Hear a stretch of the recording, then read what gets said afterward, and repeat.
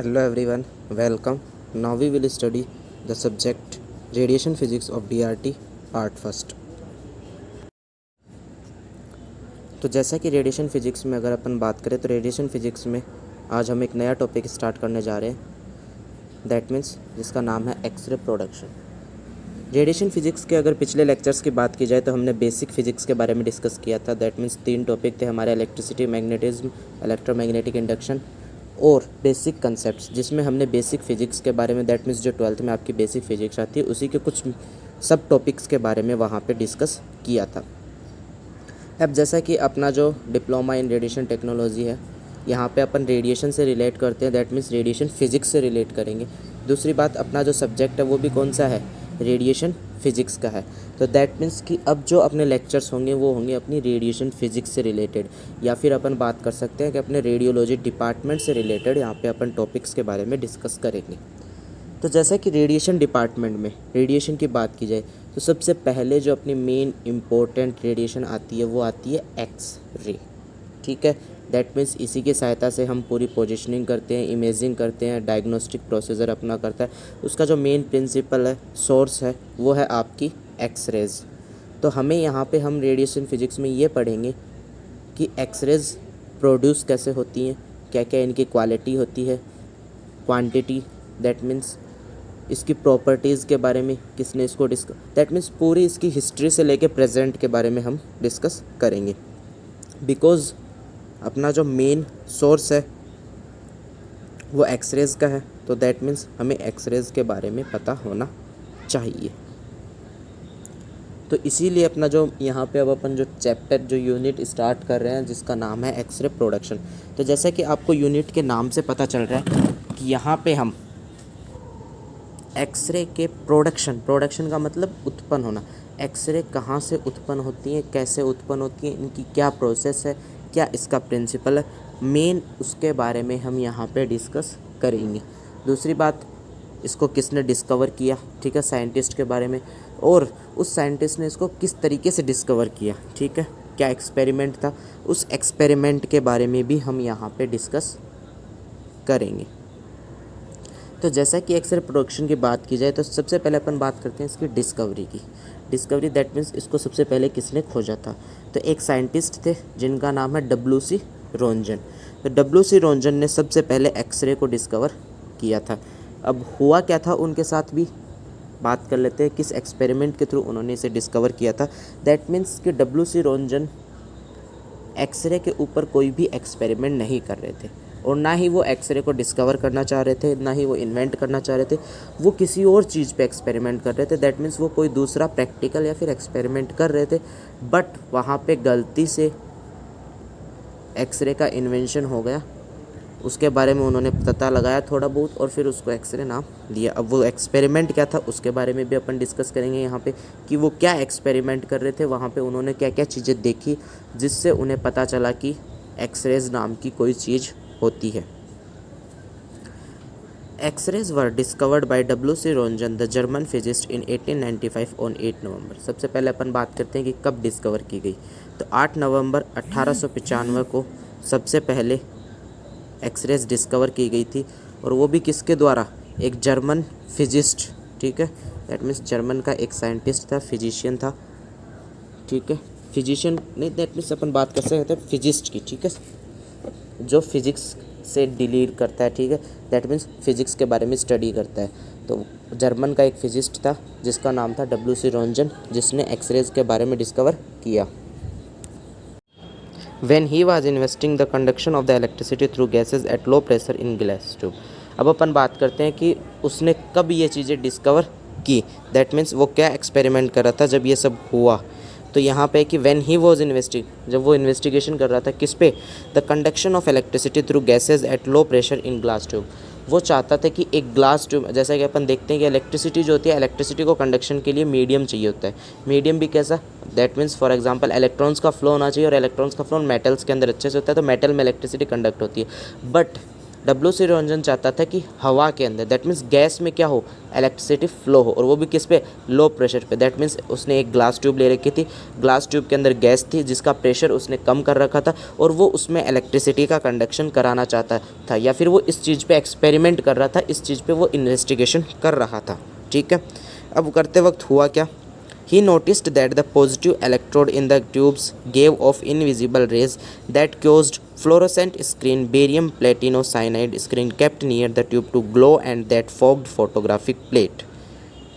इस लाइन को अच्छे से देखना है। यहाँ पे उसने नोटिस किया कि जो पॉजिटिव इलेक्ट्रोड थी, दैट मीन्स वहाँ पे दो इलेक्ट्रोड थी, एक कैथोड और एक एनोड, एक पॉजिटिव और एक एनोड, एक पॉजिटिव और एक नेगेटिव। ऑब्वियस सी बात है, इलेक्ट्रिसिटी का कंडक्शन कराओगे तो दो इलेक्ट्रोड्स के बीच में ही कंडक्शन होगा। तो उसने देखा कि पॉजिटिव इलेक्ट्रोड से कुछ ऐसी चीज़ निकल रही है, दैट मीन्स कुछ ना कुछ तो ऐसा निकल रहा है जो कि इनविजिबल है, जो दिखाई नहीं दे रहा था। बट उसने किया क्या, फ्लोरोसेंट स्क्रीन को इफ़ेक्ट कर दिया। ठीक है, दैट मीन्स फ्लोरोसेंट स्क्रीन को प्रभावित किया, to glow and that fogged photographic plate.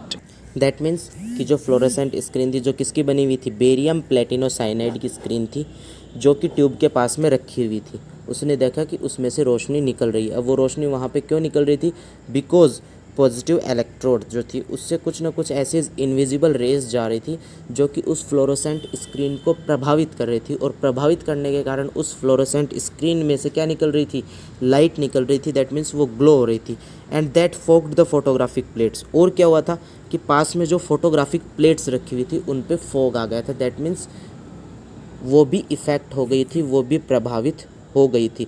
तो इन दोनों चीज़ को नोटिस करते हुए, या फिर इन दोनों घटनाओं को नोटिस करते हुए उसने देखा कि कुछ ना कुछ तो यहाँ पे हो रहा है। अब वो क्या हो रहा था उस पर भी उसने फिर एक्सपेरिमेंट किया। और वो क्या एक्सपेरिमेंट किया उसने सबसे पहले ये देखा कि अपन इनको चेक करते हैं कि ये कोई चार्ज्ड पार्टिकल है या नहीं है। दैट मीन्स कि पॉजिटिव इलेक्ट्रोड से जो निकल रहा है वो चार्ज्ड पार्टिकल है या नहीं है। तो इन सब को चेक करने के लिए क्या किया कि वहाँ पे उसने मैग्नेटिक फील्ड और इलेक्ट्रिक फील्ड दोनों लगाए, ताकि वो इस चीज़ को कंफर्म कर सके कि वहाँ पे चार्ज्ड पार्टिकल है या फिर अनचार्ज्ड पार्टिकल। तो देखिए क्या होता है, the raise were very penetrating, they passed through the black pepper and even thicker paper. That means कि उसने जैसे उन जो फ्लोरोसेंट स्क्रीन थी वहाँ पे फोटोग्राफिक प्लेट्स थी उनको कवर किया। सबसे पहले ब्लैक पेपर से कवर करके देखा, या फिर कोई मोटी ऑब्जेक्ट, इवन थिकर ऑब्जेक्ट से भी उसने कवर करके देखा। बट उसने देखा कि उसके बाद में भी वो चीज़ें क्या हो रही है, प्रभावित हो रही हैं। दैट मीन्स कि वो जो वहाँ से जो पॉजिटिव इलेक्ट्रोड से जो निकल रहा है वो पेनिट्रेटिंग है, दैट मीन्स भेद सकता है। They were not deflected in a magnetic field, therefore Roentgen conclude that they were not charged particle. फिर उसने एक चीज़ और, दैट मीन्स ये नोटिस किया कि जब वो मैग्नेटिक फील्ड वहाँ पे लगाता है तो उसका भी उस पर कोई प्रभाव नहीं है। दैट मीन्स मैग्नेटिक फील्ड लगाने से वो जो वहाँ पे रे निकल रही हैं या फिर जो भी पार्टिकल निकल रहा है, जो भी चीज़ें निकल रही हैं, वो क्या थी, प्रभावित नहीं हो रही थी। दैट मीन्स कि वो चार्ज्ड पार्टिकल नहीं है।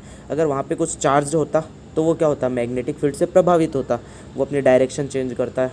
ठीक है, बट ऐसा नहीं हुआ।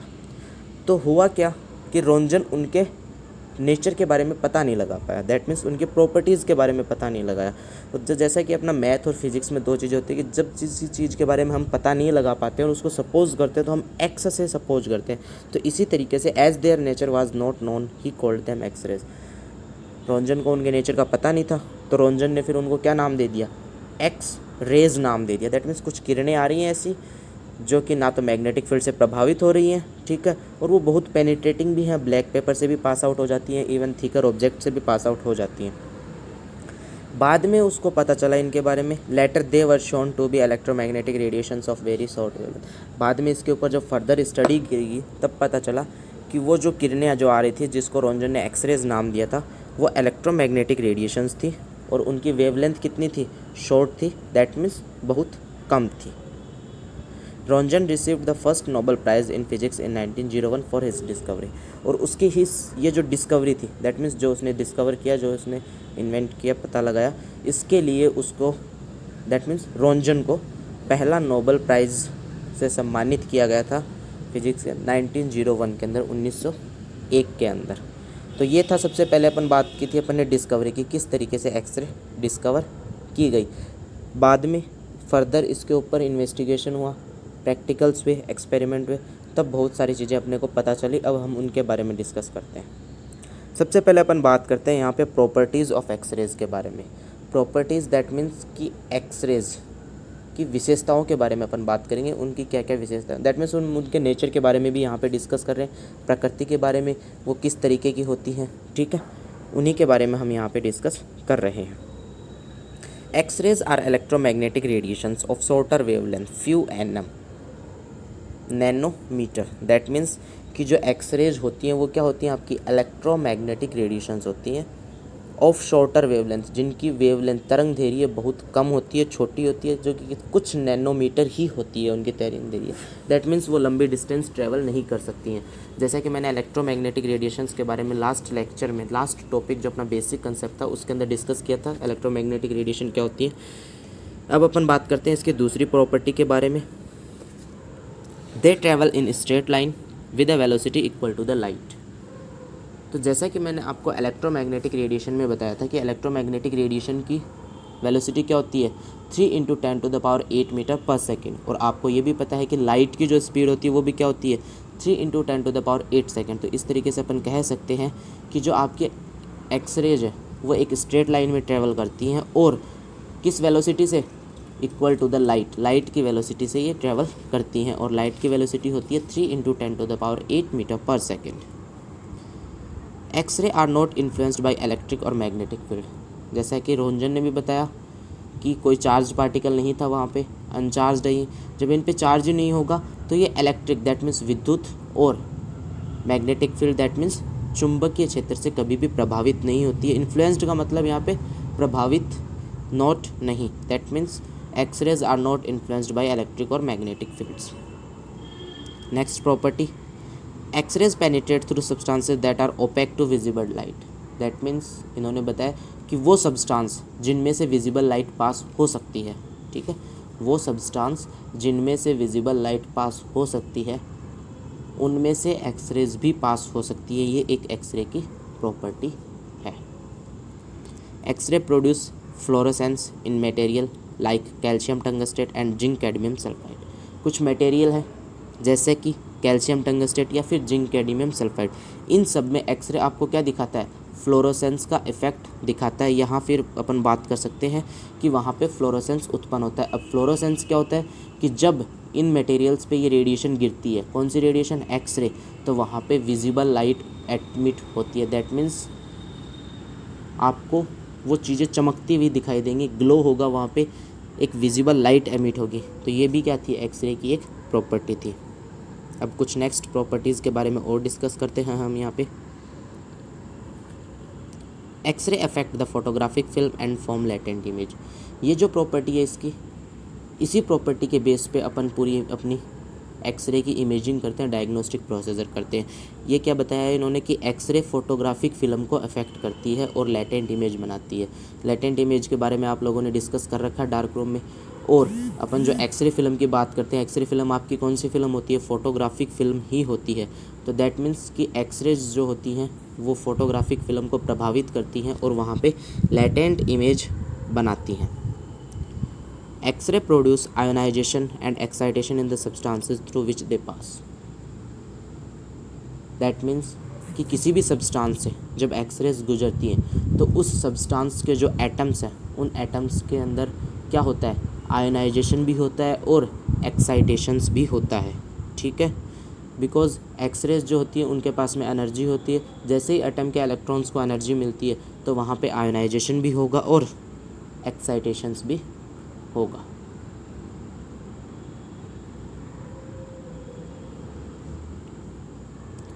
X ray produce chemical changes in the substances through which they pass.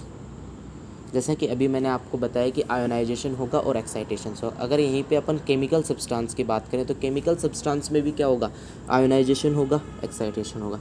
Ionisation होगा तो क्या होगा, वो एटम्स रिएक्टिव बन जाएंगे। रिएक्टिव बनेंगे तो वहाँ पे क्या होगा, वो एक दूसरे एटम के साथ में रिएक्शन करेंगे। और जब रिएक्शन करेंगे तो ऑब्वियस सी बात है, केमिकल के अंदर अगर रिएक्शन हो जाती है तो केमिकल चेंजेस आ जाते हैं। दैट मीन्स वहाँ पे कंपाउंड ही चेंज हो जाता है। तो इसके थ्रू अपन बोल सकते हैं कि X ray produce chemical changes in the substance substance through which they pass, जिस भी सब्सटेंस से एक्स रेज निकलती है वहाँ पे केमिकल चेंजेस भी आ जाते हैं। दैट मीन्स पहले जो केमिकल थे वो नहीं रहेंगे, कुछ अदर केमिकल नए बन भी जाएंगे, कुछ बॉन्ड टूटते हैं, कुछ बॉन्ड बनते हैं। X-ray produce biological effect in the living organism. The cells can be either damaged or killed due to X-ray exposure. और जैसा कि आपको पता है कि एक्सरेज ह्यूमन बींग्स के लिए हार्मफुल होती हैं, तो ऑब्वियस ही बात है कि एक्सरे की ये भी विशेषता है कि वो ह्यूमन बींग्स को या फिर अपन बात करें लिविंग ऑर्गेनिज्म को प्रभावित करती हैं। और प्रभावित करती है तो वहाँ पे कौन सा इफेक्ट देखने को मिलता है आपको? बायोलॉजिकल इफेक्ट देखने को मिलता है। बायोलॉजिकल इफेक्ट में क्या होता है? The cells can be either damaged और killed due to the X ray exposure. जो अपनी कोशिकाएं होती हैं, शरीर की कोशिकाओं को एक्सरे एक्सपोजर लगने से या तो वो क्या होती हैं, डैमेज हो जाती हैं, या फिर वो पूरी तरीके से किल हो जाती हैं। दैट मीन्स डाई हो जाती हैं, ख़त्म हो जाती हैं। तो दैट मीन्स ये कुछ एक्सरेज की प्रॉपर्टी हैं, ठीक है, एक्सरेज की विशेषताएं हैं, एक्सरेज के नेचर के बारे में हमने डिस्कस किया। अब अपन बात करते हैं प्रोडक्शन की। सबसे पहले अपन ने बात की थी डिस्कवरी की, अब करेंगे प्रोडक्शन के। दोनों में डिफरेंस है। डिस्कवरी में हमने केवल इतना डिस्कस किया था कि डब्ल्यू.सी. रोंजन ने इसको डिस्कवर किया और इस एक्सपेरिमेंट के थ्रू से पता चला। अब अपन बात करेंगे कि वहाँ पे जो पॉजिटिव इलेक्ट्रोड थी, ठीक है, उसमें से जो दैट मीन्स एक्सरेज निकली थी वो कौन सी प्रोसेस के थ्रू निकली है, पॉजिटिव इलेक्ट्रोड के अंदर कौन सी घटना हुई जिसके कारण एक्सरेज निकली। अब वो देखते हैं। X rays are produced when fast moving electrons are stopped by the means of a target material. X rays कब निकलती हैं? जब कोई भी fast moving electron, that means ऐसा इलेक्ट्रॉन जो कि बहुत स्पीड से मूव कर रहा हो और अचानक आप अगर उसको किसी टारगेट दैट मीन्स किसी मटेरियल से रोक दोगे तो वहाँ पे एक्सरेज निकलेंगी। अब उसके एक्सपेरिमेंट में भी ऐसा ही हुआ था। किसके एक्सपेरिमेंट में? डब्ल्यू.सी. रोंजन के। डब्ल्यू.सी. रोंजन के एक्सपेरिमेंट में दो चीज़ें थी, एक कैथोड थी, एक एनोड थी। वो कैथोड से एनोड में क्या कराना चाह रहा था? इलेक्ट्रॉन्स का फ्लो कराना चाहता था। इलेक्ट्रॉन्स का फ्लो कराना दैट मीन्स इलेक्ट्रिसिटी का फ्लो कराना। तो उसमें हुआ क्या कि कैथोड से इलेक्ट्रॉन निकले और वो एनोड तक गए, बट उनकी स्पीड फास्ट थी वहाँ पे, और जैसे वो एनोड पे जाके टकराए तो वहाँ पे एक्सरेज निकली थी। तो यही था आपका एक्सरे का प्रोडक्शन। अब होता है क्या उसके बारे में डिस्कस करते हैं आगे। The moving electron possesses kinetic energy. When the electron is suddenly stopped, its kinetic energy is converted into heat and X-rays. जैसे कि आपको पता है कि दो एनर्जी होती है, एक होती है पोटेंशियल एनर्जी और एक होती है काइनेटिक एनर्जी। अपनी जो पोटेंशियल एनर्जी होती है वो होती है स्थिति के कारण और काइनेटिक एनर्जी होती है मोशन के कारण। तो यहाँ पे जो इलेक्ट्रॉन मूव कर रहे हैं तो दैट मीन्स इलेक्ट्रॉन्स के पास में कौन सी एनर्जी होगी? काइनेटिक एनर्जी होगी। तो क्या होता है कि जो इलेक्ट्रॉन्स फास्टली मूव कर रहे होते हैं उनके पास में काइनेटिक एनर्जी होती है। When the electron is suddenly stopped, वो इलेक्ट्रॉन जैसे अचानक से रुके जाएंगे तो वहाँ पे क्या होगा कि जितनी भी उसके पास जो काइनेटिक एनर्जी थी वो सारी की सारी काइनेटिक एनर्जी आपकी कन्वर्ट हो जाती है हीट और एक्सरेज। दो चीज़ों में कन्वर्ट होती है, ध्यान रखना, हीट और एक्सरेज, ठीक है। This conversion is taking place in the target material. और ये कन्वर्जन कहाँ पे होता है? टारगेट मटेरियल में। दैट मीन्स जिस मटेरियल से इलेक्ट्रॉन्स जाके टकराते हैं उस मटेरियल में ये सारा का सारा कन्वर्जन होता है। दैट मीन्स उस मटेरियल के अंदर वो इलेक्ट्रॉन्स एनर्जी देते हैं और फिर वहाँ से हीट और एक्सरेज दोनों निकलती हैं। Therefore the interaction of electron with the target is the basis for the X ray production. तो दैट मीन्स कि एक्सरे प्रोडक्शन का बेसिक प्रिंसिपल क्या हुआ? इलेक्ट्रॉन्स का टारगेट पे टकराना। अब वो किस तरीके से टारगेट पे टकराते हैं, वहाँ पे क्या क्या प्रोसेस होती है, दैट मीन्स आयनाइजेशन और एक्साइटेशन की बातें होंगी यहाँ पे। तो किस किस प्रकार का आयनाइजेशन होता है, किस किस प्रकार का एक्साइटेशंस होते हैं, और वहाँ पे हीट कैसे निकलती है, एक्सरेज कैसे निकलती हैं, ये सारा डिपेंड किस पे करता है कि किस तरीके से आपके इलेक्ट्रॉन टारगेट से जाके टकराए। तो जैसा कि अभी अपन ने बात की इंटरेक्शन की, तो अब अपन बात करते हैं कि इलेक्ट्रॉन अपना टारगेट से जाके टकराएगा। अब वहाँ पे किस किस प्रकार के इंटरेक्शन होंगे उनके बारे में बात करते हैं। When the electron arrives at the target it interacts in 4 way as follows. कि जब आपका इलेक्ट्रॉन किसी भी टारगेट के पास में आता है तो वो 4 तरीके से वहाँ पे टकराता है। दैट मीन्स 4 प्रकार की घटनाएं वहाँ पे होती हैं, 4 प्रकार के घटनाक्रम वहाँ पे देखे जाते हैं। और वो कौन कौन से हैं? Excitation in outer shell, ionisation in an outer shell, ionisation in an inner shell, interaction with nuclear field. 4 प्रकार के हैं। जैसा कि अगर अपन इनको अगर वैसे नेमली पढ़े तो अपने को समझ में नहीं आएंगे, बट अगर इनको अपन यहीं पे समझना चाहें तो चारों को नाम से भी समझ सकते हैं। अब क्या होता है वो देखते हैं। पहली बात तो यहाँ पे 2 वर्ड आ रहे हैं, एक आउटर सेल और एक इनर सेल। तो जैसे कि आपका एटम होता है, एटम के बारे में आप लोगों ने पढ़ा है कि एटम में न्यूक्लियस होता है, न्यूक्लियस के चारों तरफ सेल्स पाई जाती है, उन सेल में इलेक्ट्रॉन्स रिवॉल्व करते रहते हैं। तो आउटर सेल और इनर सेल दो चीज़ें हो गई। जो अंदर की सेल होगी उसको इनर सेल बोलेंगे, और जो बाहर वाली सेल होगी वो कौन सी होगी, आपकी आउटर सेल होगी। इसके अलावा यहाँ पे दो नाम और हैं, एक्साइटेशन और आयनाइजेशन। एक्साइटेशन क्या होता है पहले उसके बारे में अपन डिस्कस करते हैं। एक्साइटेशन दैट मीन्स कि जब आप किसी भी इलेक्ट्रॉन को कुछ एनर्जी देते हो तो वो इलेक्ट्रॉन क्या करता है कि वो एनर्जी लेता है और एनर्जी लेके वो हायर एनर्जी लेवल में चला जाता है, ठीक है। बट क्या होता है कि थोड़ी देर बाद वो क्या चाहेगा, दोबारा से अपनी ही जगह पे आना चाहेगा। तो जितनी उसने एनर्जी ली थी वो एनर्जी को एमिट करके दोबारा से, तो ये जो प्रोसेस होती है इसको अपन कहते हैं एक्साइटेशन। एक्साइटेशन के और आयनाइजेशन में डिफरेंस क्या होता है, एक्साइटेशन के अंदर आपका इलेक्ट्रॉन एटम में ही रहता है, वो केवल अपनी लोअर एनर्जी लेवल से हायर एनर्जी में जाता है, फिर हाई एनर्जी से वापस लोअर एनर्जी में आ जाता है। बट आयनाइजेशन में ऐसा नहीं होता। आयनाइजेशन में क्या होता है कि इलेक्ट्रॉन्स को एनर्जी इतनी मिल जाती है कि वो एटम को छोड़ देता है। दैट मीन्स कि वो एटम से रिमूव हो जाता है, एटम से बाहर निकल जाता है। दैट मीन्स कि एटम से इलेक्ट्रॉन का बाहर निकलना कौन सी प्रोसेस कहलाती है, आयोनाइजेशन कहलाती है। इसको अपन आयोनाइजेशन क्यों बोलते हैं कि आपके यहाँ पे दो आयन्स बनते हैं। जब इलेक्ट्रॉन बाहर निकलेगा तो एक तो आपका इलेक्ट्रॉन हो गया आयन जो कि नेगेटिव आयन है, और जिस एटम से इलेक्ट्रॉन निकला वहाँ पे एक इलेक्ट्रॉन की कमी आने के कारण वहाँ पे पॉजिटिव चार्ज आ जाएगा। तो दैट मीन्स वो भी एक आयन में बदल गया। तो दैट मीन्स यहाँ पे दो आयन आपके बन चुके हैं, ठीक है। तो इसी प्रकार अपन इस प्रोसेस को आयनाइजेशन बोलते हैं, बिकॉज यहाँ पे आयंस फॉर्मेशन होता है। तो अब अपन स्टार्ट करते हैं इन चारों वे के बारे में, इन चारों घटनाक्रम के बारे में। तो सबसे पहला अपना है यहाँ पे एक्साइटेशन इन आउटर सेल, इसके बारे में हम डिस्कस करेंगे यहाँ पे।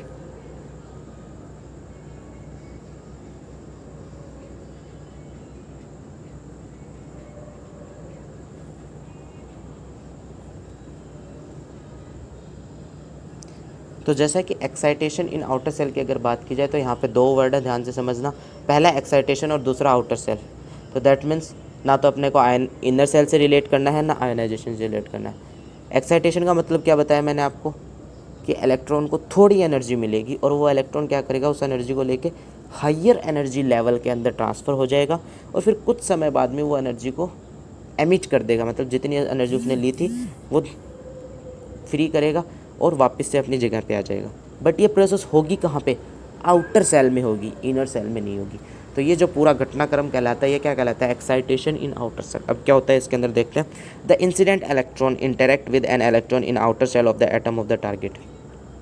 अपन बात कर रहे थे यहाँ पे इलेक्ट्रॉन के इंटरेक्शन की। तो दैट मीन्स जो फास्ट मूविंग इलेक्ट्रॉन आया वो आपका टकराएगा, और किससे टकराएगा, टारगेट मटेरियल के एटम के आउटर शेल से, और आउटर शेल के इलेक्ट्रॉन से टकराएगा। अब टकराने के बाद में क्या होगा, the incident electron transfer a small amount of energy to the outer shell electron of the atom and this outer shell electron displace to a higher energy level. जो इंसिडेंट इलेक्ट्रॉन आया था वो कुछ अमाउंट में energy देगा, किसको देगा, outer shell के एटम के एटम के आउटर शेल के इलेक्ट्रॉन को देगा। टारगेट मटेरियल पे वो टकरा रहा है तो वहाँ पे जो इलेक्ट्रॉन है आउटर शेल का उसको वो एनर्जी देगा। एनर्जी देने से क्या होगा कि जो आउटर शेल का इलेक्ट्रॉन था वो अपनी जगह से डिस्प्लेस हो जाएगा, वो अपनी जगह से चला जाएगा, और कहाँ जाएगा, हायर एनर्जी लेवल में चला जाएगा। Now after some time the excited electron return to its original shell and emit some energy. और अब क्या होगा, कुछ समय बाद जिस इलेक्ट्रॉन ने एनर्जी ली थी और जो इलेक्ट्रॉन लोअर एनर्जी लेवल से हायर एनर्जी लेवल में गया था वो अब वापस से अपनी जगह पे आना चाहेगा। तो अपनी जगह पे वो कब आएगा, जब उसकी एनर्जी उतनी हो जितनी पहले थी। अब उसकी एनर्जी ज़्यादा हो रखी है तो उसको एनर्जी को एमिट करना होगा। एमिट करने का मतलब निकालना। वो क्या करेगा, जितनी एनर्जी उसने ली थी वो उतनी एनर्जी को एमिट करेगा, एमिट करके वापस से अपनी ओरिजिनल स्थिति में, अपनी ओरिजिनल पोजीशन में आ जाएगा। दोबारा से देखना इस प्रोसेस को एक बार। Excitation in outer shell, cathode से इलेक्ट्रॉन निकला, इलेक्ट्रॉन जाके एनोड पे गिरा, एनोड पे टकराएगा। एनोड पे टकराने पे क्या होगा कि वो जो इलेक्ट्रॉन है वो एटम के आउटर शेल के इलेक्ट्रॉन से टकराएगा और उसको थोड़ी सी एनर्जी देगा। थोड़ी सी एनर्जी देने से आउटर शेल का इलेक्ट्रॉन क्या करेगा, एक्साइट हो जाएगा, उत्तेजित हो जाएगा और वो हायर एनर्जी लेवल में चला जाएगा। फिर कुछ समय बाद वो जो इलेक्ट्रॉन था जो एक्साइट हुआ था वो दोबारा से अपनी लोअर एनर्जी लेवल में आएगा, दैट मीन्स अपनी ओरिजिनल पोजीशन में आएगा, और जो एनर्जी उसने ली थी वो एनर्जी वो एमिट कर देगा। अब अपन बात कर रहे हैं यहाँ पे कि वो किस फॉर्म में एमिट करेगा। This energy appears heat in the target, ये केवल और केवल हीट के फॉर्म में निकलती है। तो दैट मीन्स कि जो पहला जो अपना इंटरेक्शन है एक्साइटेशन इन आउटर सेल, उसमें एक्सरेज कभी भी नहीं निकलती हैं। इसी वजह से अपन ने जो बात की थी कि एक्सरे का प्रोडक्शन होता है, वहाँ पे दो चीज़ें निकलती हैं, एक हीट निकलती है और एक्सरेज निकलती है। तो पहला जो फिनोमिना है, पहला जो घटनाक्रम है, उसमें केवल और केवल हीट निकलती है, एक्सरेज नहीं निकलती है। तो अब बाकी के जो 3 घटनाक्रम बचे उनमें हम देखेंगे कि किस में एक्सरेज निकलती है और किस में हीट निकलती है। जैसे कि आप डायग्राम देख सकते हो, प्लस यहाँ पे न्यूक्लियस है आपका, 2 शेल्स दिखाई गई है।